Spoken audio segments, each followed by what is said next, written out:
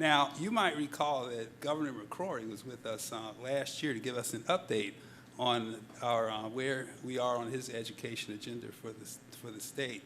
I am delighted today to let you know he's come back to speak to us again and share with us his thoughts around education. So if you would, please join me in welcoming Governor Pat McCrory.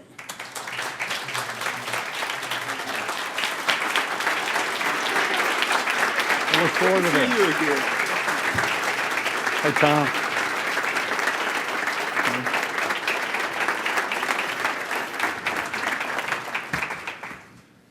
How are you? Congratulations on your great leadership. Great seeing some of y'all, including Phil Kirk in the back. My fellow Catawba College graduate, Tom Ross, great to see you here. I see a lot of friendly faces. Thank y'all for your work. Y'all don't mind me not giving a speech to you. We'd rather have a conversation. Y'all mind that? My teleprompter's broke. I don't. Well, listen, we did appreciate having you last year. We've had you've had a lot of progress that you made since you've come into office. Your priorities were focusing on the economy, on education, and on efficiencies. And I'll tell you, we've had a lot of good news lately about your economic priorities. Yeah, we're very pleased, but I don't like to spike the ball because we have a lot more work to do. But I think last time I talked to you, we were fighting some severe unemployment, one of the highest in the nation. We've made tremendous progress there. We were the 5th highest unemployment in the nation, 2 years ago, and now we're not in the top 20. In fact, we're in the top 20 in employment, not unemployment, which is very good news. Our revenue is coming in. When I did the budget just 3 months ago, the governor has to do the initial budget for the state. And when I did the budget, we had about a $275 million deficit. At this point in time, we have a $400 million surplus. And that's very, very good news. Now, I need to put that in perspective. That's a $700 million swing, and it may even go further than that because the latest revenue projections, we see the revenue coming in very, very good. The sales tax is coming in, the income tax is coming in. Other of the revenue is, we're getting very, very good news. But again, I think the first thing we need to do regarding the budget is we right now only have 3% of our money in reserves out of a $20 billion budget. That is not sufficient. When I was mayor of Charlotte, we had 11 to 12% in reserves. In fact, we require 8% of local government to be in reserve. Mm-hmm. We only have 3% in reserve. So we have to be prepared for the future. There will be a downturn sometime. It's not if, but when. And we have to be prepared for that. And the first thing we need to do is build money into the reserves, and we'll be supporting that effort in the budget. And the next thing we need to do with the money is I think invest in future infrastructure that we need at our universities, our community colleges, mm-hmm. and our roads and transportation and other economic development infrastructure that's very important for the state. And then we also have some major operational issues. I know Tom Ross is in the audience. We've got major issues of paying the talent that we need to keep in North Carolina at our community colleges, our school teachers, and our universities. And I hope in the budget process that we have money to give sufficient pay raises. And I also am an advocate of giving as much flexibility to the community colleges and to the chancellors of the universities, as much flexibility on how they distribute the pay raises, because certain areas of academia are in higher demand than other areas at this point in time, just like your businesses, and we ought to distribute the money based upon performance and market value. And we're seeing in IT right now, accounting, engineering, anything technical, it's very, very hard to keep those employees in academia because the private sector is taking them and paying them more. And I thank the private sector for being in this competitive market, but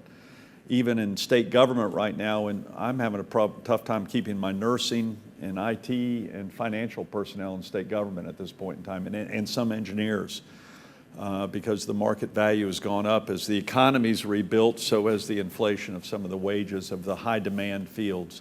So that's the cause and effect of a growing economy. We're going to have to adapt to the market conditions. So infrastructure, some of the operational issues, and and reserves or a rainy day fund is where I'm focusing right now. And that's going to be a major discussion between the House and the Senate and the executive branch during the next, I wish several weeks, but it might be several months. Well, you know, one of the things we were really thrilled about, speaking of the budget and the progress we've made, that in the midst of making that progress, you also were able to set aside money for teachers and making sure that we invest in those teachers and give them pay raises. Could you talk to us a little bit more about your education We made a commitment, program? as you know, working with our education cabinet and Eric Gucan, and Sue and others, we got feedback from teachers and we looked at the stats. The major, in K through 12, the major attrition that was occurring with teaching was teachers in their first 6 to 7 years. And we were having some areas of the state where teachers were not being paid $30,000, just at $30,000 a year. And so we made a target that we should not have any teacher in North Carolina being paid less than $35,000 a year. And June Atkinson, I'd like to welcome June. I caught her sneaking in. You're late, June. But I will compliment June because June's been a partner with the education cabinet the longest time. In fact, we've got to get a meeting up. We've gone the longest time without our meeting, and I've got to get that. We've got some major issues we've got to deal with. That's a major order to my staff, by the way. But I know the House and Senate budget will both have the commitment to have no teacher making less than $35,000 a year anywhere in this state. And that is very, very important. That'll be in addition to where people get supplements. So that's very, very good news. And then I hope we have other money for other teachers. We have two different ways. The House has it in their budget. The Senate has a clump sum of money to give flexibility for the superintendents to give it out the way they want. I'm more of an advocate of that, but we'll be negotiating on exactly how. It's good we're going to have that decision to make with a surplus. So I'm very pleased. This should be easier than last year, but there's disagreement on what to do with the surplus and some of the other difficult decisions we have to make at this point in time. You know, one of the things you talked to us about early on, in fact, the meeting that we had when you first came into office, was about the need to make sure that education is tied to opportunity, to real opportunity in the future. And so what we've done is, and we talked about this program that is embodied by the work we're doing with Fayetteville Tech, around actually putting together some curriculum that business helps to produce that can lead to education for people that are unemployed and give them real job opportunities. That's been tremendously successful for us in the state. In fact, with Steve over there at Gerber Collision. I went to a wonderful, at Fayetteville Tech, where we did the wonderful thing for automobile companies. That was incredible.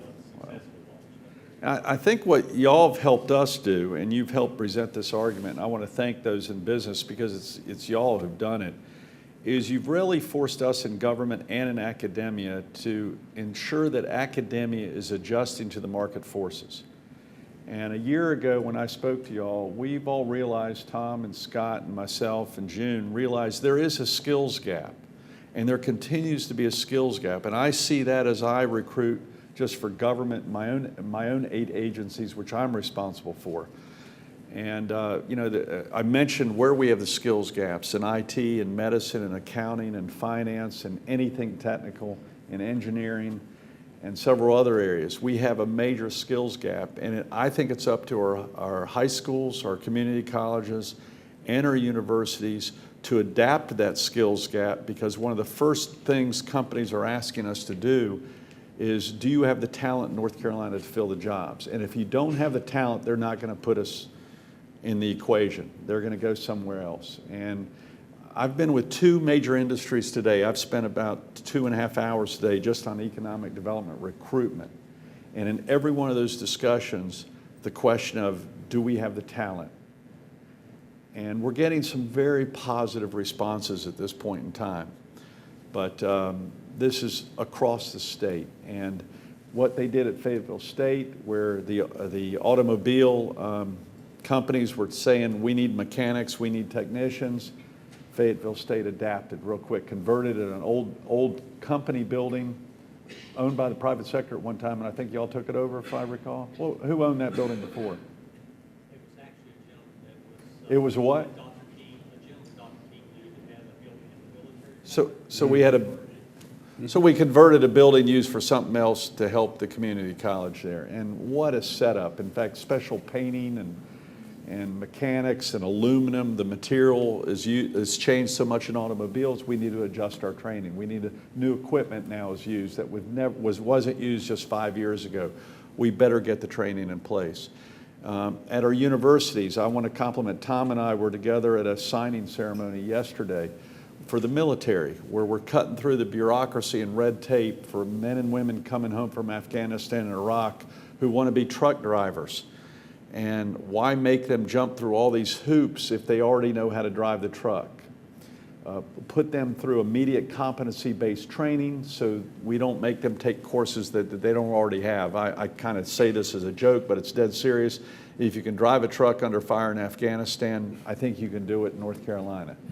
And you don't need to go through all these bureaucratic educational hoops of courses to prove what we already know you can do. Let's let them test out of it and go make a living as quick as possible. Very, very proud of Tom and Scott working together to now have in-state tuition for those men and women coming home who are not North Carolina residents, but we want them to stay in North Carolina. And instead of waiting a year and becoming a resident, we're going to let them enter our universities and our community colleges within state. And that's a recruitment tool that we're going to use to fill the skills gap then that many of you still have. And we'll use the universities as a talent pool in addition to our universities, in addition to our community colleges, these men and women coming home. So y'all need to give them a round of applause and our legislature for making that happen. That was fun signing that. And I've told the military, I've said, we want to thank you and we want to help you get a job or the education, but I'm also using them as a recruitment tool.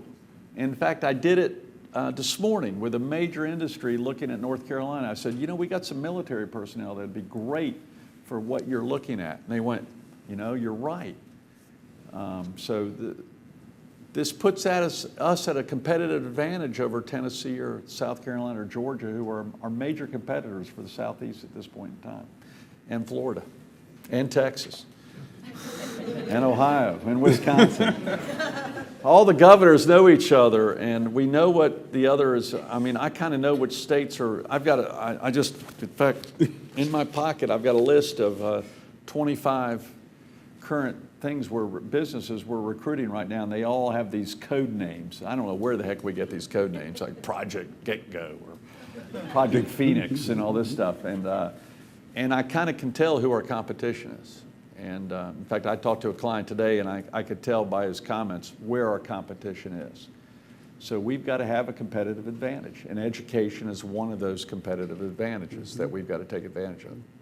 Well, you'd be happy to know that the work we did at Fayetteville Tech and with Gerber and Nationwide is nation leading. We are recognized as the people who figured that out and how to create those jobs, and now that particular package is being exported nationally to other states who want to copy and emulate and that we have success. Several people from Fort Bragg, former members of the service at Fort Bragg, who are in that community college system. And 60% of our classes are next 60% are from Fort Bragg using the community college.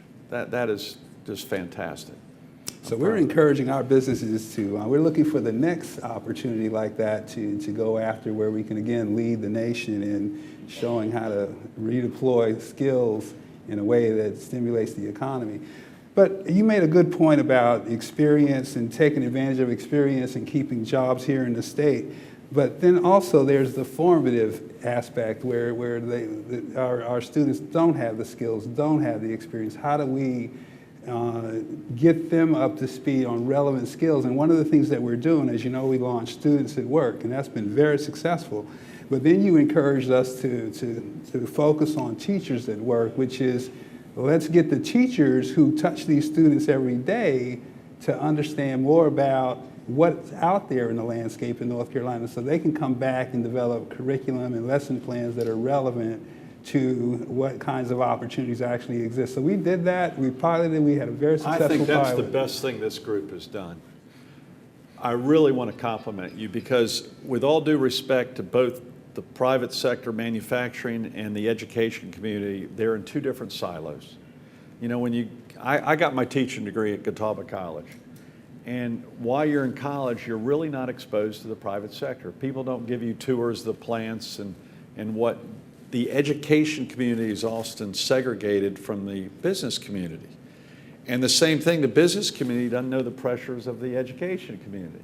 And the more we have them interact with each other, not just in meeting rooms, but actually at their place of work, will help enlighten the teachers instead of just teaching math, they're teaching math as it applies to what the needs are in that company or in the manufacturing floor or for a welder and or someone in nursing or an entrepreneur.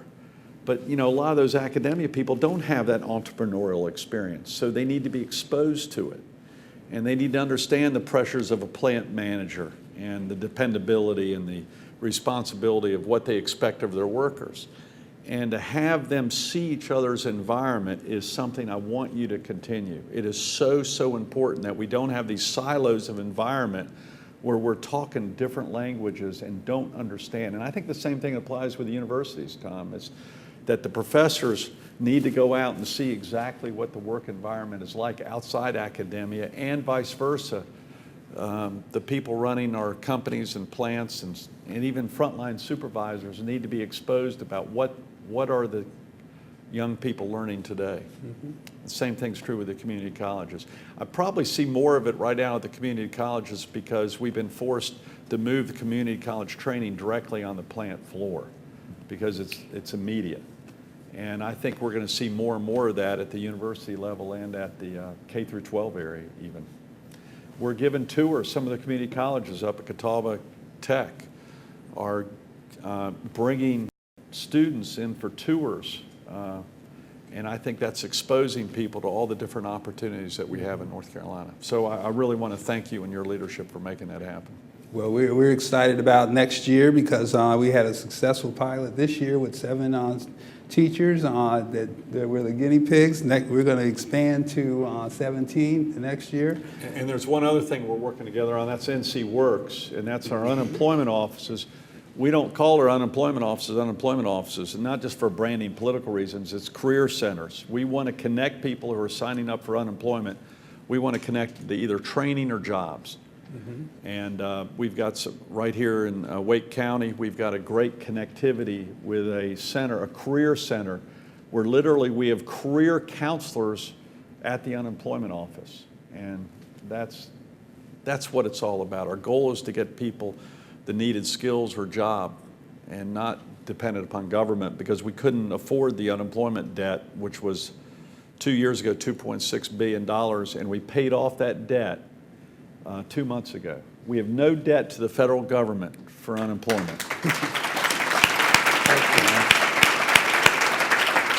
6 months ahead of schedule, and that means probably we're going to build up the reserves for a few more months because, again, we have to make sure if we ever have a downturn again, we have enough in unemployment. But then once we build up those reserves again, we think we can lower your unemployment tax to make up the difference. But we first need to build up that reserves in unemployment so we're not caught in that position again of borrowing money.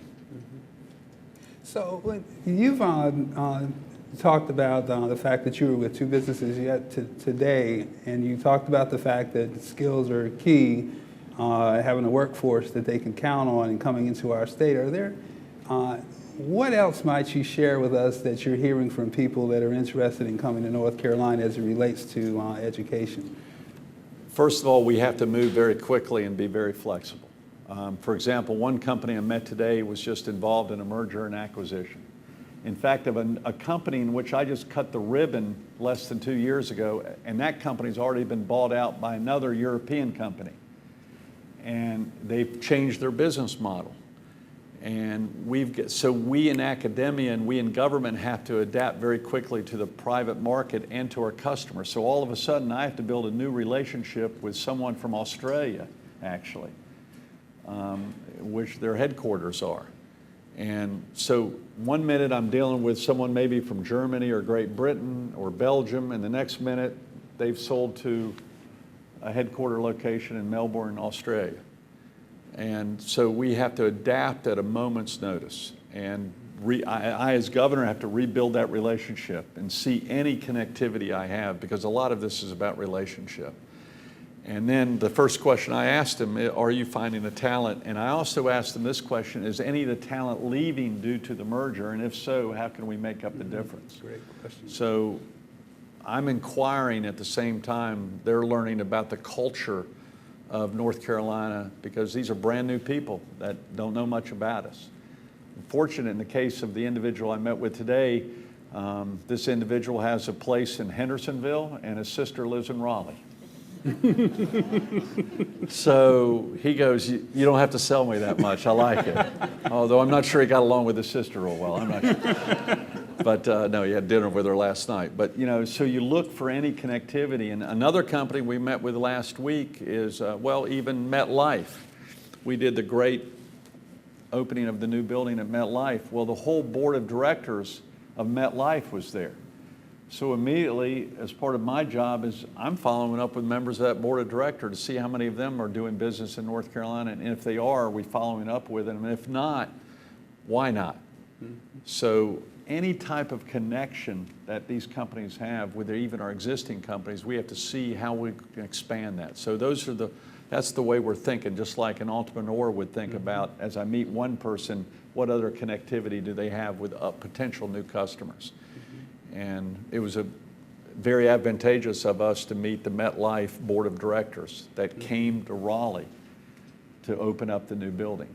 That's quite a thing. Same thing with Pepsi-Cola, did their annual meeting in New Bern about 5 weeks ago. I flew down there for the meeting, not only for to eat dinner with the Pepsi-Cola CEO and chairman, who's worldwide, she's absolutely incredible, but I also got to know their board of directors to see what other connectivities they might have with our universities and other things. So these interchanges we have to make with both education and with government. We can never let down our guard, because I know my good friend Nikki Haley in South Carolina is doing it. She's a competitor, let me tell you. She fights and I fight with her, and we're friends, but we know we're competitors. And same thing with Haslam, Governor Haslam in Tennessee, and Terry McAuliffe. Terry McAuliffe sent me a text from Paris at the Paris Air Show. And I won't tell you what the text says.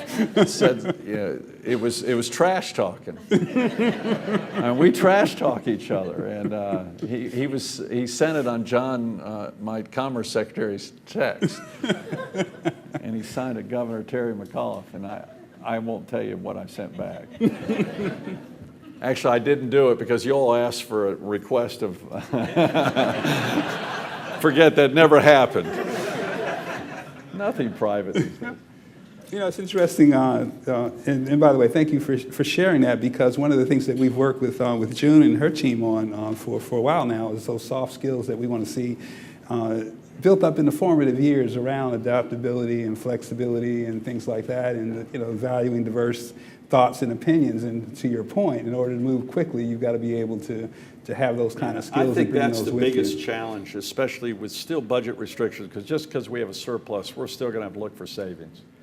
But I think June and Tom and Scott, and we're going to miss Scott an awful lot. And I think the decision on who replaces Scott's going to be a very important decision, and Tom too, a very important decision for the future of North Carolina. But we're going to have to be more and more flexible in academia and in training. I was director of training at Duke Energy Company for 5 or 6, 7 years.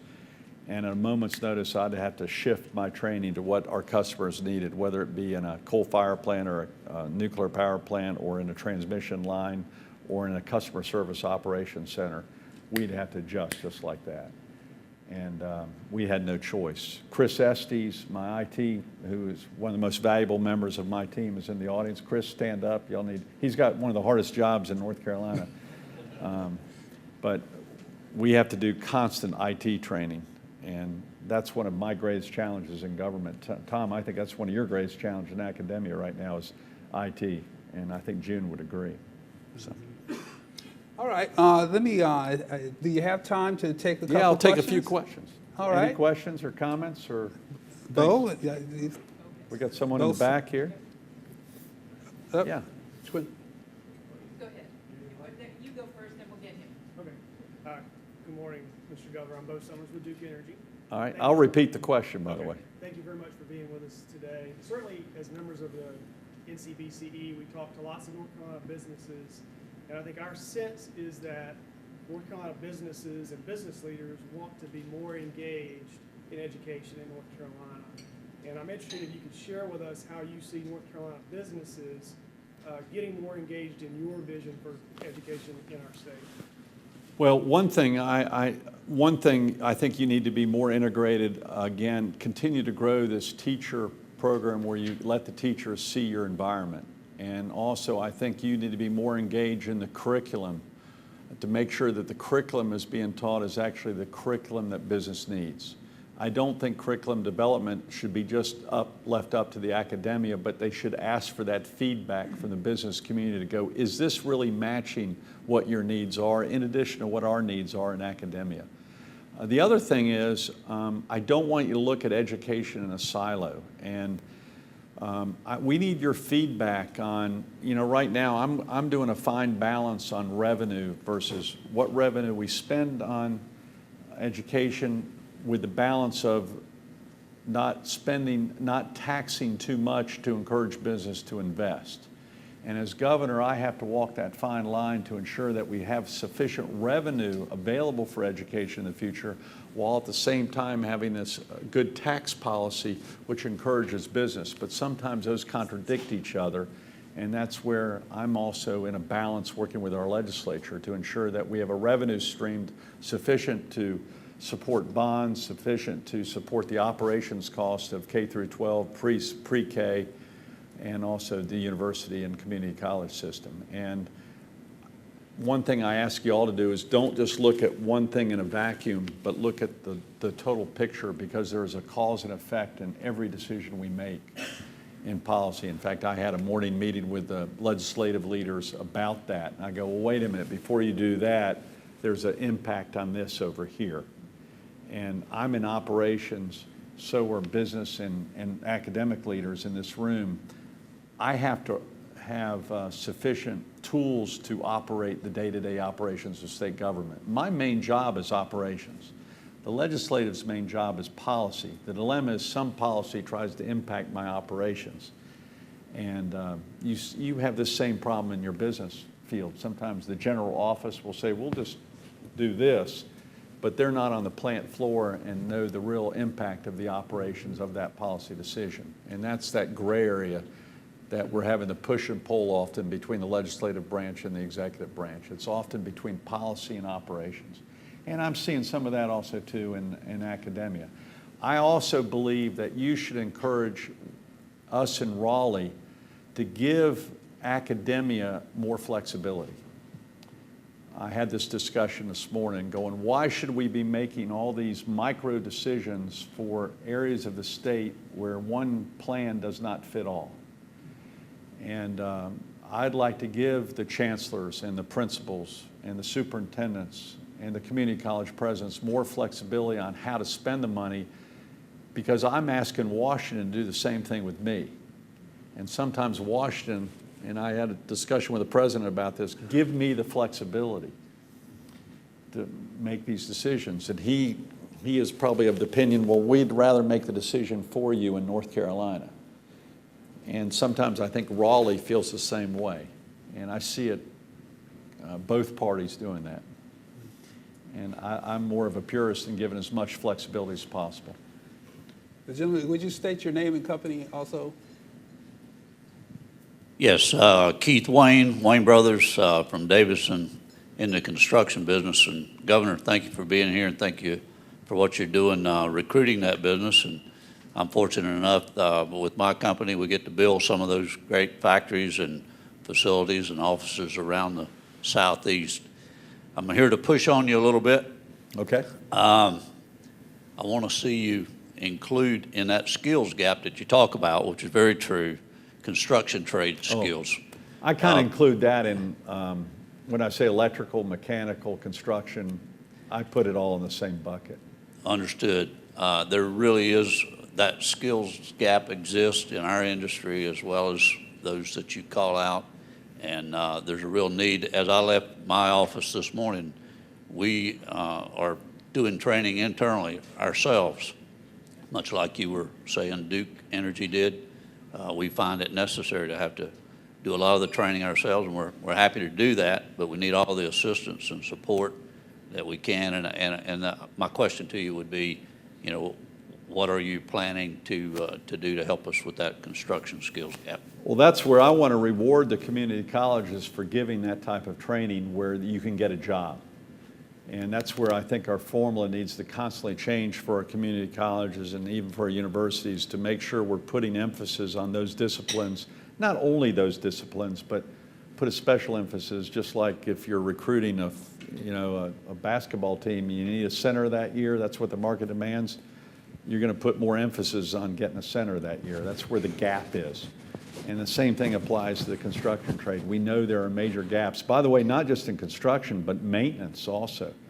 We're having problems finding basic maintenance. You know, who are the next 25 to 30-year-olds who understand how HVAC system works and can fix it, or can fix a roof, or can do general repair? The generation, the baby boom generation that has been trained in that is now retiring. And you know, you look at you go to a construction workforce and you see 50 and 60-year-olds, and you have to fight hard to find who is the 20 and 30-year-old with those aptitudes. So I want to reward those schools and high schools that will also go back to giving that vocational, what we used to call vocational training. And I think we got away from that in the 80s and 90s, and we need to get back to it. It worked. And I thank you for your skill set too. We need you. By the way, I'm trying to sell the concept of building new roads and university buildings and science buildings and so forth. There's a strategy there too with the list that I put down for universities. We had a bias for STEM, science buildings and math and engineering, and that's where our bias was, where Lee Roberts put down that list. And it was a bias toward those areas where we have skills gaps.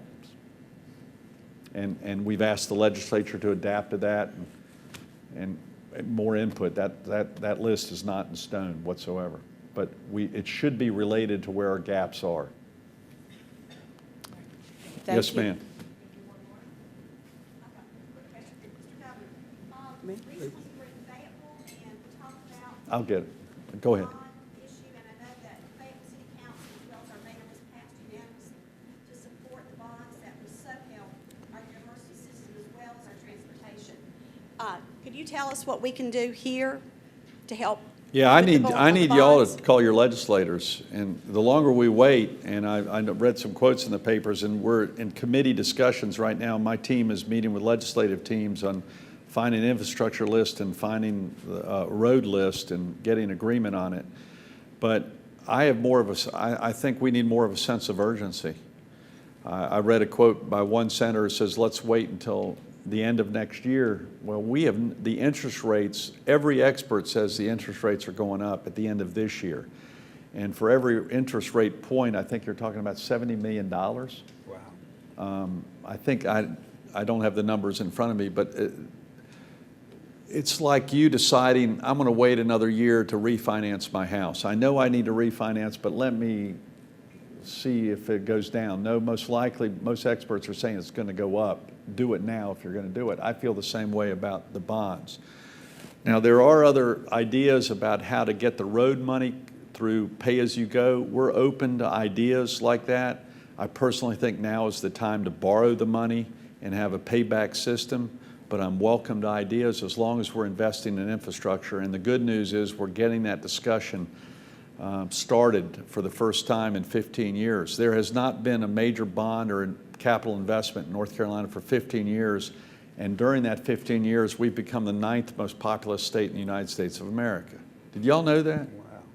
We're the 9th most populous state in the United States. I don't think most of North Carolina knows that. The New York media doesn't know it. They think we're 25 or 26. Well, think how we'll be in the next 15 years. Are we going to pass Georgia and Ohio, which will be the next 2 states? Are we going to prepare for that growth, or are we going to react to that growth? In addition to that, we have state parks, university buildings, our ports, our Community college buildings in total disrepair. A lot of the buildings that were built in the 60s and 70s, first of all, they were poorly designed buildings. They're not adaptable very well to new education needs. The worst design for flexibility in mankind, and terrible HVAC systems for operating cost. We think it'd be best to start all over. In fact, I've got a building in downtown Raleigh. They want us to put the third roof on right now. And the building's, it's the building you're in, it's powered by diesel. Diesel fuel is how we heat the building in downtown Raleigh. The cost is enormous. It's not, the building is not worth that much money per year. So we think we ought to start all over and do a private-public joint venture. Now, that's not part of the bonds. We think we can do it based upon the savings alone. So this is the way we need to think. And the longer we wait to make on these investments, the costs are only going to go up. And I think the interest rates are only going to go up. So I need the business community to get in touch with your legislature. Why not invest now for the future and the next generation? Because only waiting is delaying the cost and increasing the cost. And they need to hear from you. There's a sense of urgency. I think we have one more. Yes. Thank you, Governor, for taking my question. I'm Evelyn Bullock, Chair of the National Rocky Mount Schools Board of Education. And I stand to ask you about the teacher assistance allocations. Yes. And statistics have shown that when a child learns to read prior to entering the 4th grade, he is much more successful than he is if he goes into 4th grade, excuse me, and he's not reading on grade level. And I stand to ask you if you would, during the budget negotiations, if you would fight to help us keep teacher assistants in grades K-3. I feel that if we keep those teachers in grades K-3, then the money spent on the front end will serve us so much better than if we do not, and we lose these kids because they don't know how to function in the workplace. And if we do allow the TAs to stay in the classrooms, then that gives another person in that classroom that can help the teachers with individualized teaching when the kid is not up to the level where he should be. So I stand to ask if you would remember that during your negotiations for the budget, and please help us keep teacher assistants in K-3. Well, thank you. I had this same fight in my first budget where we successfully retained the teachers' assistants, and we continue to have a disagreement between the House and the Senate. I was involved in discussions on this and many other issues this morning. The Senate at this time believes if we reduce teachers' class size and increase the amount of teachers, that would make the difference. The House is more inclined to preserve the teacher assistants. I'm more inclined to preserve the teacher assistants too, as I was 2 years ago, but I also bring another option out is, why are we deciding in Raleigh? Why not let each school make this decision? And each school might have their own different needs, whether it be 1 through 3 or others, and if we give them the same amount of money regardless, let the principal make the decision on how to best make the decision.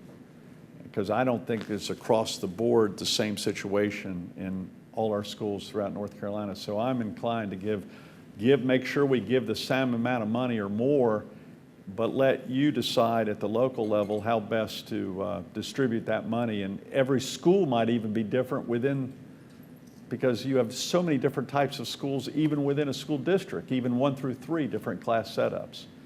And so I'm one to not have, I like to not have to have the politicians inside the Beltline making that decision. I'd rather give that flexibility. Great. Oh, wait a minute.